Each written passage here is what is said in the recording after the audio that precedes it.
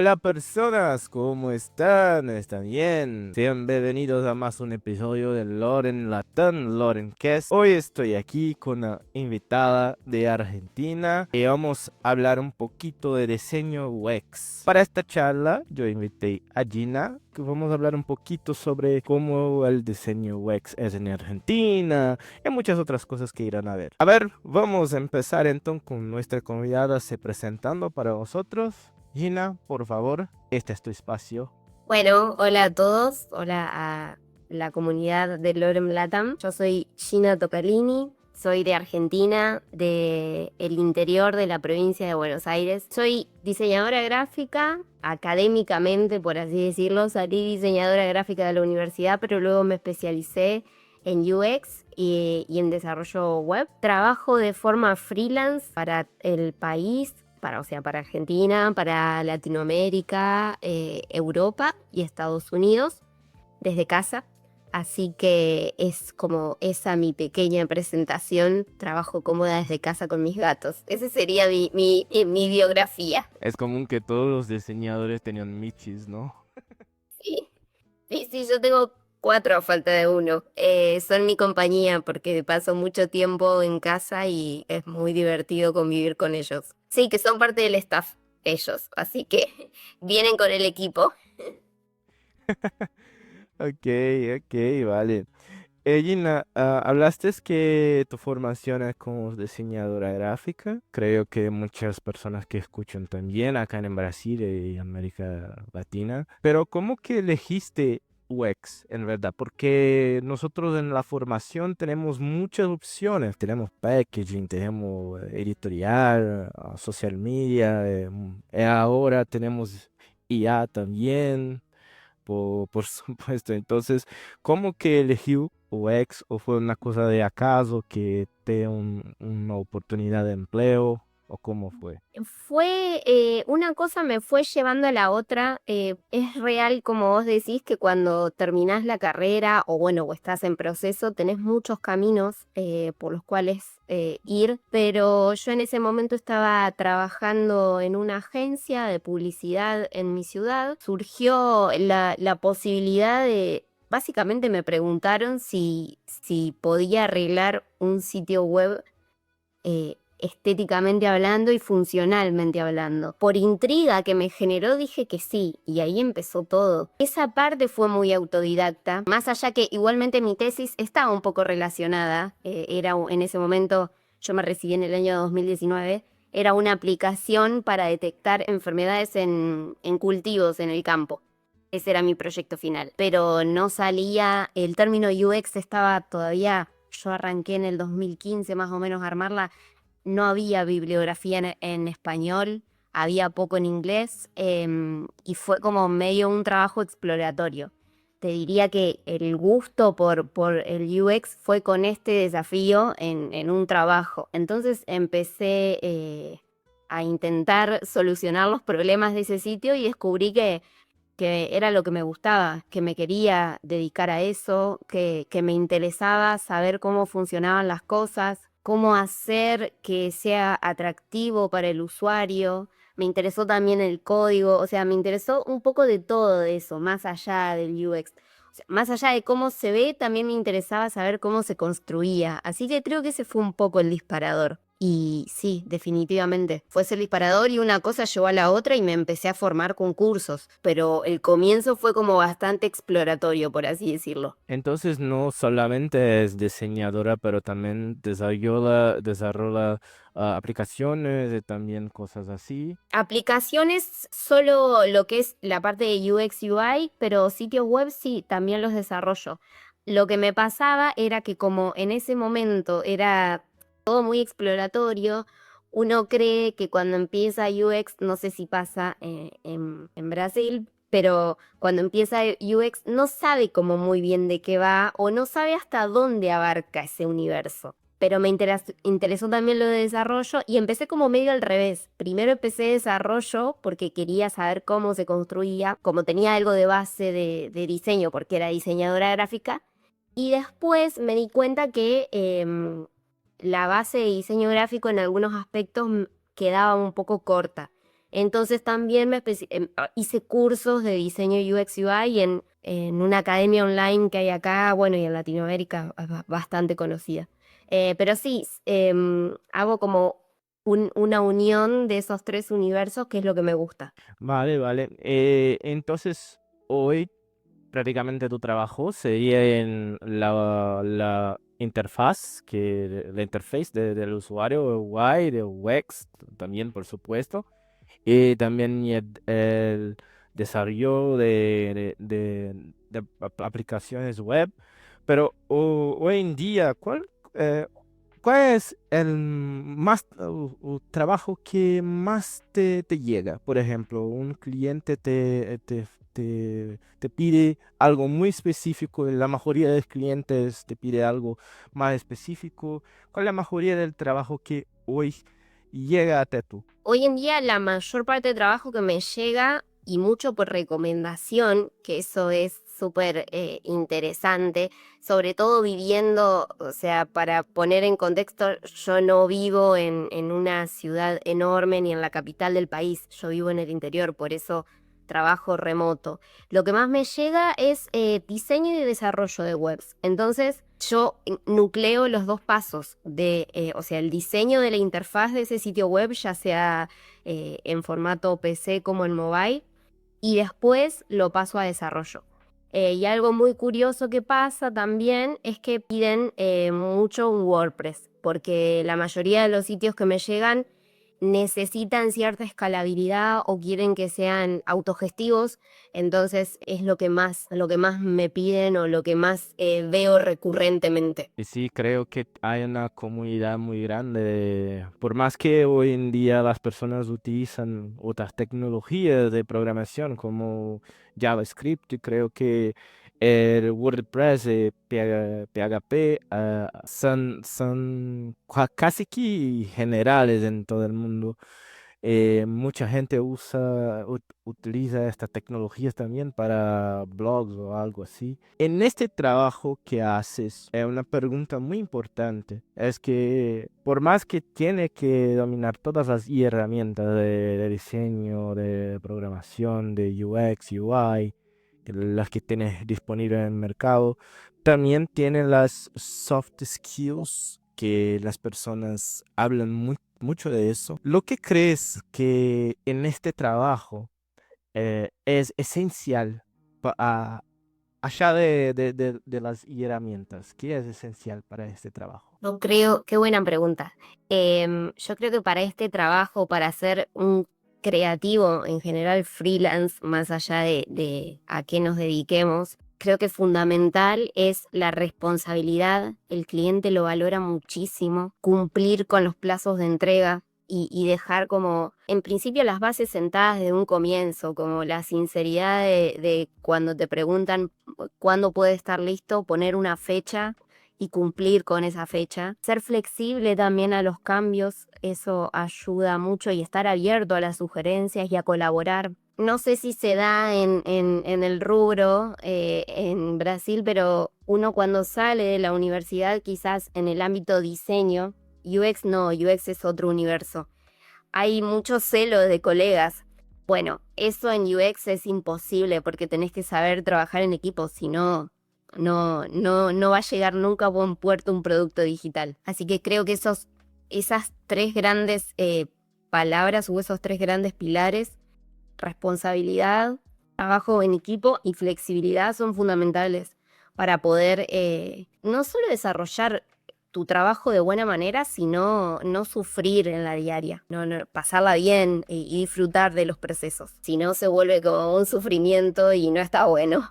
Yo me enteré cuando estuve estudiando diseño UX por unos años atrás. Sí, creo que es el mismo, porque acá en Brasil se pasa el mismo. Las personas que salen a desarrollar una carrera totalmente con diseño gráfico, ya pueden hacer ciertas cosas que nosotros diseñadores UX no podemos hacer, porque necesitamos de todo el business que está conectado con la preferencia del usuario, todo eso. Hablando de usuarios, porque creo que nosotros acá trabajamos con ese concepto de hacer diseños para la gente. ¿Tú crees que tú que trabajas para España y trabajas también a Latinoamérica, tú crees que es diferente diseñar para mercados, por ejemplo,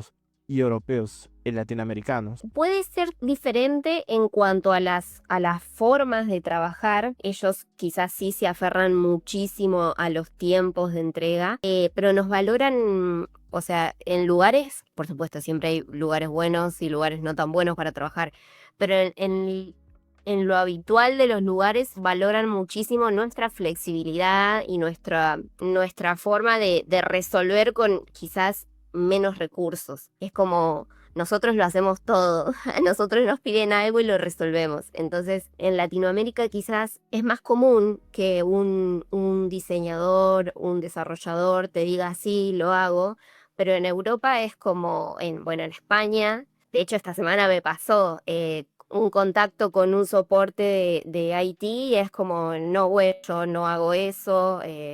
Cuando quizás acá estamos acostumbrados como, bueno, che, te llamo, vemos qué hacemos, a ver cómo lo podemos resolver. Esa es la mayor diferencia que noto. Eso desde lo diario. Y después, bueno, en cuanto a tener en cuenta a la hora de diseñar allá, que todavía acá no, es quizás una pavada, pero que uno no lo tiene en cuenta y después cuando trabaja para Europa es como, es tiempo extra que no contemplé. Todo lo que es políticas legales, cookies y demás, le prestan mucha atención a eso.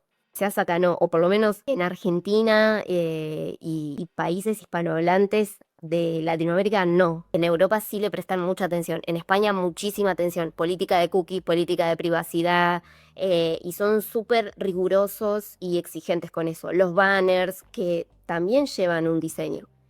Así que yo creo que esas son las dos grandes diferencias que noto. Creo que hablaste de una cosa que creo que todos latinoamericanos nos pasamos, que es, hoy tenemos un escenario que hacemos más de una función, las veces, y eso nos damos cuenta cuando, por ejemplo, entramos en contacto con una cultura distinta de nosotros. También ocurre esto en Argentina.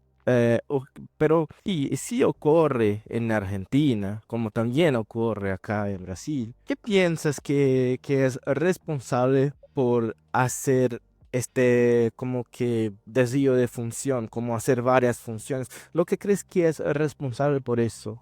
¿Qué crees que está en la mano de quién? Creo que es un poco responsabilidad compartida. Tenemos como dos grandes universos.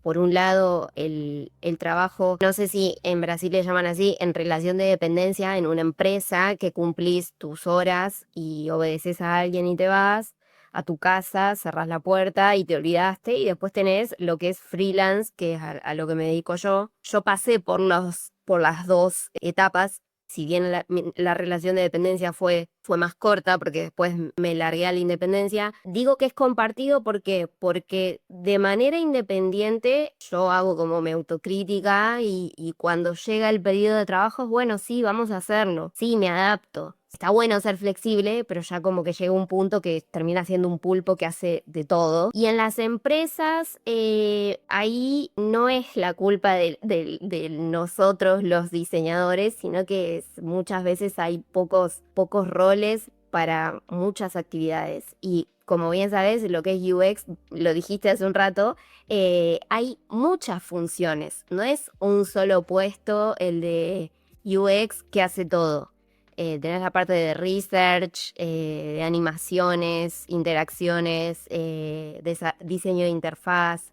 Y ahí yo creo que en la relación de dependencia sí el problema es que contratan, por una cuestión de costos, me imagino, una o pocas personas para hacer el rol de muchas. Una época que había muchas oportunidades laborales en relación de dependencia, pero quizás luego cuando se dieron cuenta que una persona podía hacer más de un rol, empezaron como a achicar y bueno, y ahí. Por eso digo que es como compartido, no es solamente la culpa de uno u otro. Es como que todos vamos alimentando ese problema que veo hoy en día en el mercado. Lo hice un texto hablando un poquito de cómo las empresas extranjeras pueden ah, ganar más recursos en Latinoamérica con diseñadores de gente de acá, trabajando con gente de acá, porque hay una economía de casi 50% en las recetas.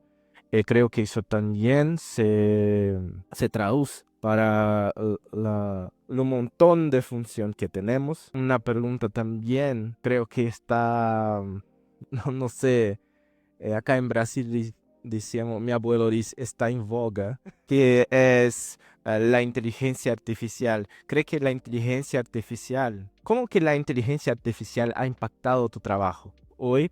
Y cómo que ve el futuro del diseño, en especial el UX, por supuesto, con la inteligencia artificial. Es súper interesante la pregunta porque me encanta hablar de este tema.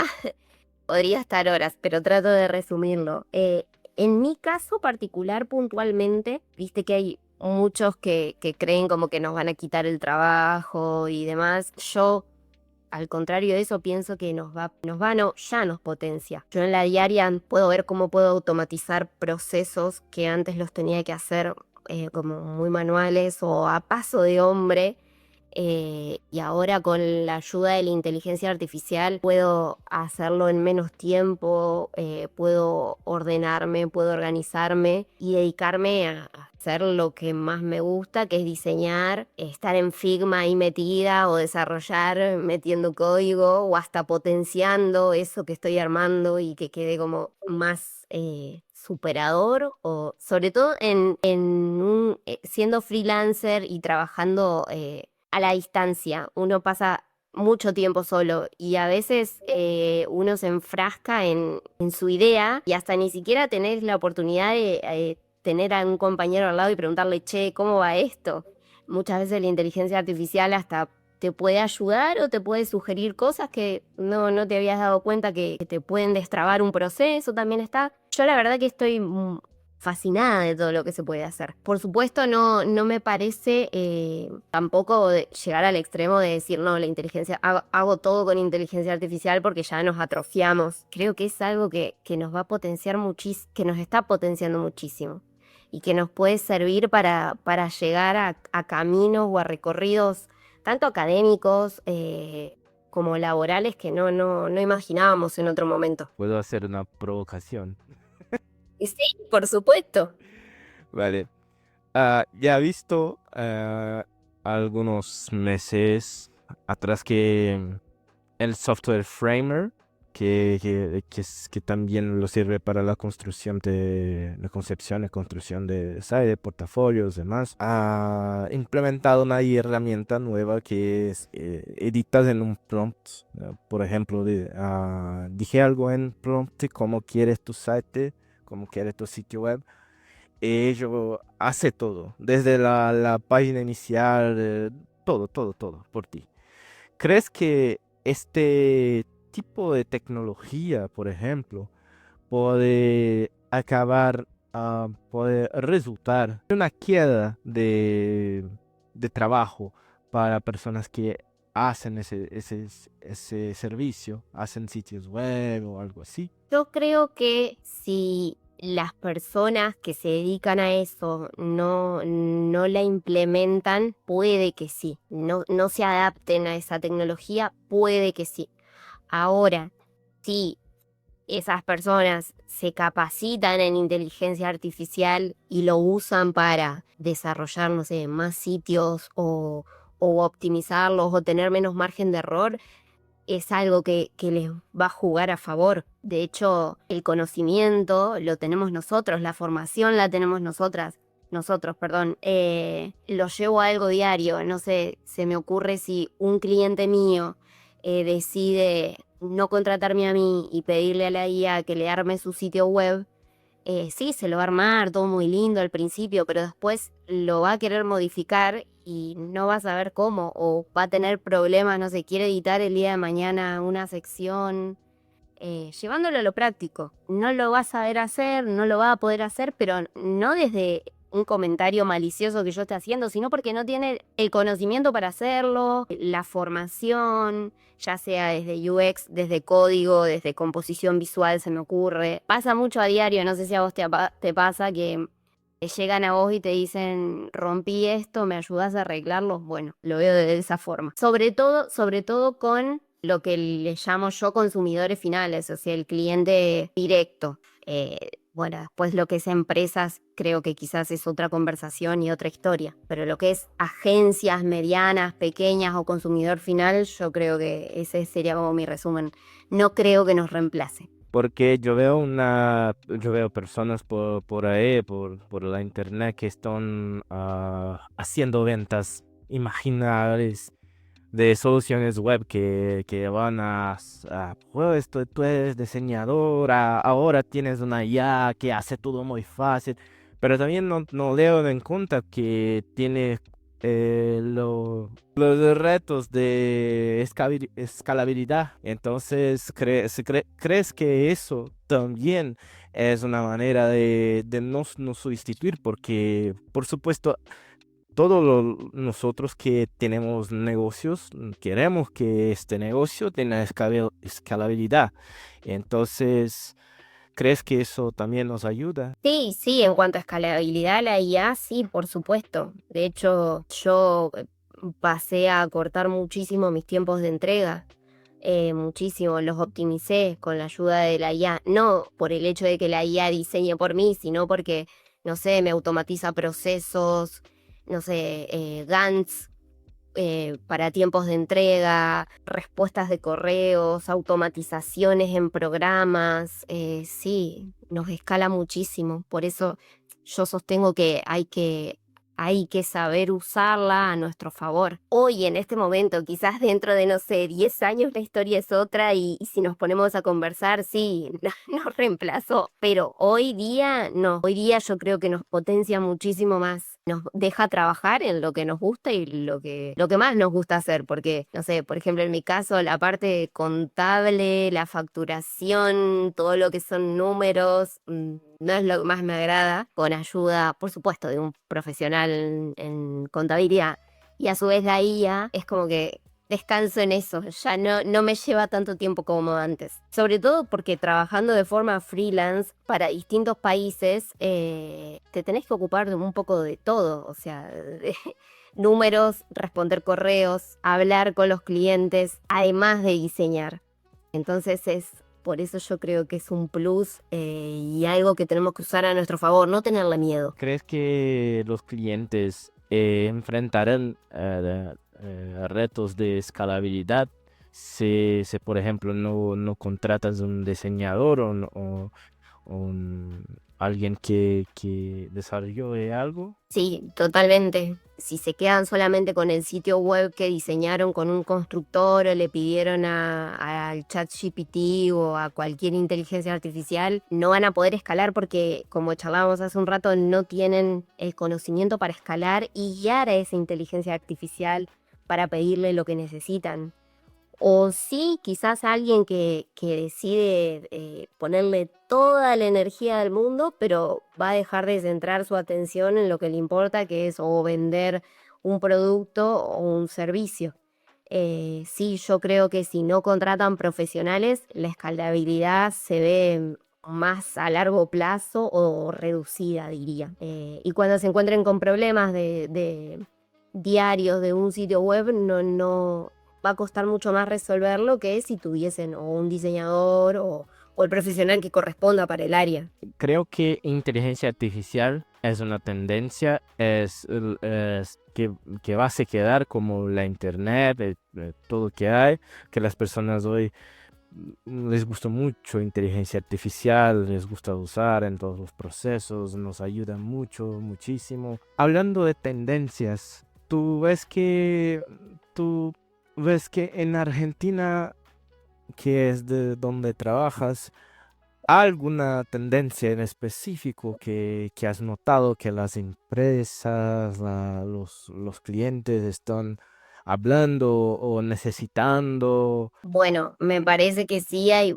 mucha tendencia al uso excesivo de inteligencia artificial, eso sí. En lo visual todavía se nota mucho cuando hay inteligencia artificial. Ha habido, y me salgo de lo que es expresamente UX, publicidades en televisión con inteligencia artificial, las grandes marcas en redes sociales. No soy experta en redes ni me dedico a eso, pero como consumidora de redes sociales, las grandes marcas usan inteligencia artificial y ya llegó un punto que está todo como plagado de eso, y por el solo hecho de usarla, la meten a presión cuando no es necesario. Eso lo veo mucho. Sí, eso podría decir. Y después, bueno, en tecnología, en la diaria, no, sí veo mucho la implementación de gestores de contenidos en sitios web, perdón, en tiendas online, para que los usuarios puedan gestionar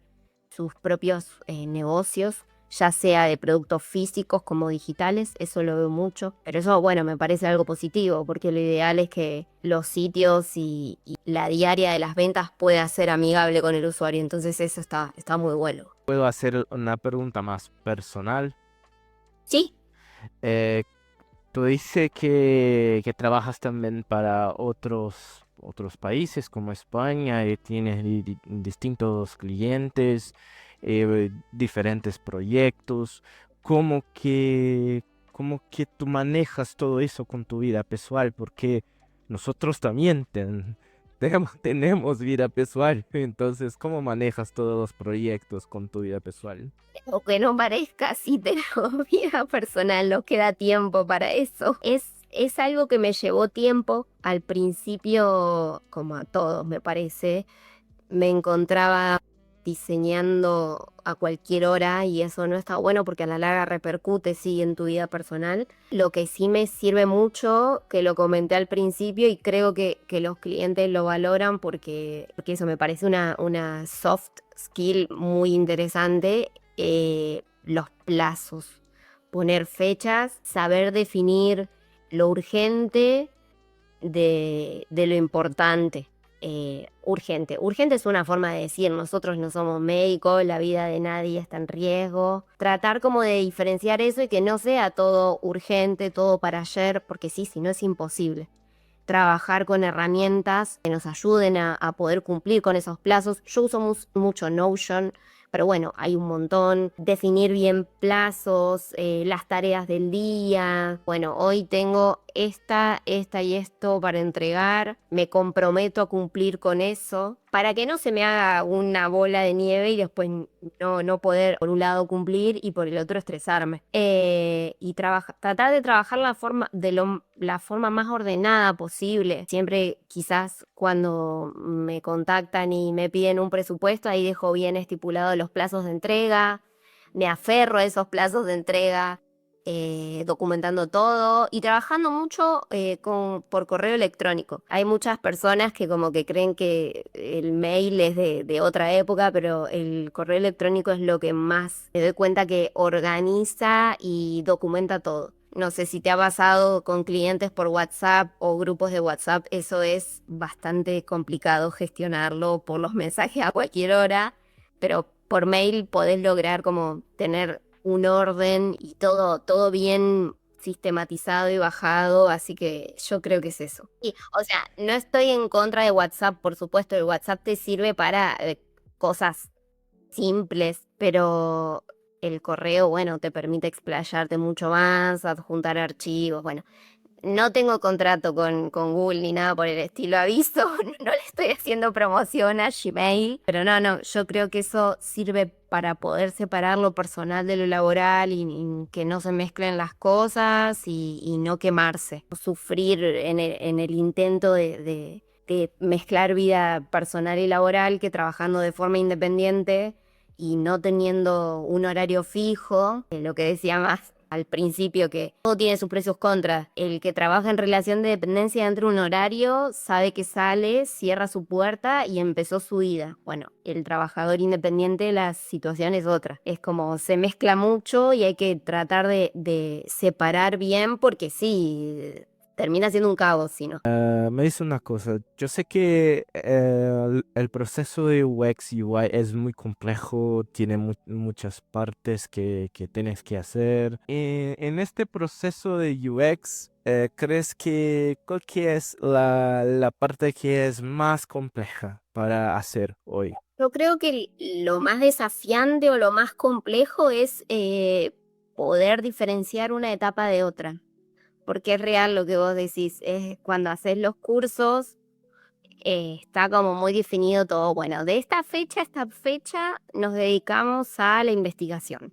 De esta fecha a esta fecha, entrevistas con usuarios. De esta fecha a esta fecha, testeos. No es así en la vida real. Y sí también pasa que todos esos pasos y muchos más que hay que mencionamos en la vida real no existen, no están, porque los tiempos son otros, porque las necesidades del cliente son otras. Entonces yo creo que lo más difícil es eso, los procesos, definir los procesos y que no se mezcle un proceso de otro o un rol de otro. Creo que eso es lo más complejo y lo más desafiante que tenemos. Estamos llegando al final del episodio. Todas las personas que yo invito acá, pregunto qué tips, qué consejos darías a una persona que está empezando en diseño UX en específico. Para alguien que quiere empezar, mi consejo quizás, por así decirlo, aunque no sé si me siento capacitada para aconsejar, pero bueno, desde mi experiencia, practicar mucho, mucho, mucho es, sí, la teoría es muy importante, pero cuando lo llevas a la práctica es cuando realmente adquirís esos conocimientos. Es muy distinta la teoría de la realidad muchas veces y tenemos como que adaptarnos a eso. Bueno, más temprano conversábamos que hay muchos procesos en la teoría, pero después cuando vamos con un cliente la realidad es otra. Entonces, aceptar eso, saber adaptarnos y tratar de llevarlo lo mejor posible con las herramientas que tengamos. No tener miedo a equivocarse, no tener miedo a las iteraciones, que es una palabra que usamos mucho en el rubro, iterar, y no dejar de capacitarse ni formarse, leer constantemente, ver qué herramienta nueva, qué tendencia hay, porque eso es súper importante para nuestro rubro, para todos en general, pero para todo lo que está relacionado con tecnología, más todavía porque está cambiando constantemente. Lo que yo aprendí en el primer curso de UX inicial, hoy quizás, no digo que esté obsoleto, pero hay herramientas que faltarían incorporar. Y eso yo lo tuve que aprender, por ejemplo. O la IA, sin ir más lejos. ¿Crees que el diseño UX en Latinoamérica tiene su propia identidad, por ejemplo? Porque no sabemos que si hablamos de diseño gráfico, ah, tenemos muchas cosas como colores, formas, de todo de poner en un proyecto, pero en diseño UX nos seguimos algunas reglas. Lo que me gustaría saber, si crees que en Latinoamérica le sigue las reglas o si tiene una distinción que es nuestra. Es interesante de contestar. Me parece que en Latinoamérica lo que nos identifica como diseñadores UX es que diseñamos con ciertas restricciones reales, pero que nos hacen mejores, porque nos hacen como más fuertes, por así decirlo. Tenemos unos presupuestos como quizás más acotados, infraestructura que no es la ideal muchas veces y usuarios muy diversos. Hay mucha diversidad de culturas en Latinoamérica. Y eso te obliga a ser creativo, de verdad, no solo estéticamente hablando. Me parece eso, un diseñador latinoamericano tiene como esa identidad extra que nos hace particulares y creo que en el mercado vale mucho. Vale, vale. Nosotros latinoamericanos sufrimos para que vosotros, bueno. Para que tener un producto digital óptimo. Pero de broma. Es real, nos hacemos más fuerte ante las adversidades porque estamos acostumbrados a eso. Entonces es como, bueno, con lo que tenemos vamos para adelante, vamos, vamos, vamos. Es nuestra característica a favor, pero que muchas veces también nos juega en contra. O sea, por el hecho de lo que hablábamos de no saber poner el límite muchas veces. Pero bueno, hay que ir compensando. Sí, sí, lo que era una broma se convirtió en una crítica social. Sí, es que ya nos vamos muy profundo, ya tenemos que filosofar mucho, Así. pero no, volviendo a hablar en serio, sí, somos súper versátiles y nos adaptamos y eso nos hace explotar más la creatividad, no solo desde lo estético, sino desde lo funcional y desde las herramientas que tenemos. Entonces es como que los resultados pueden ser maravillosos, con poco. Gina, gracias por participar en el episodio. Agradezco mucho por ter aceptado mi invitación. En el final, por favor, díganos dónde podemos encontrarte, si hay algún proyecto o algo así. Este es tu espacio, haga tu merchan.